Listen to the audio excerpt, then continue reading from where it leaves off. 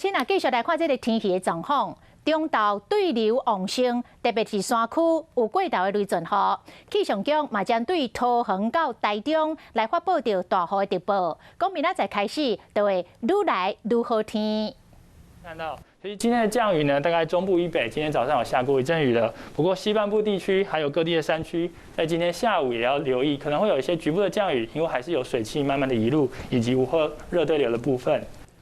明仔载开始到后礼拜三，拢会是典型的热天的天气，各地高温炎热，过头有雷阵雨。另外，大台北也就是花莲台东地区，有机会受到沉降作用的影响，无排除会出现到33度到36度的高温。要提醒咱的乡亲时代，拜六礼拜若要出门去佚佗，就要防日头晒，爱加啉一寡茶水。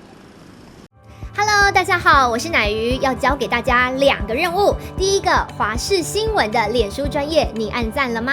还有华视新闻的 YouTube 频道，赶紧订阅起来，还要记得按赞，开启小铃铛哦。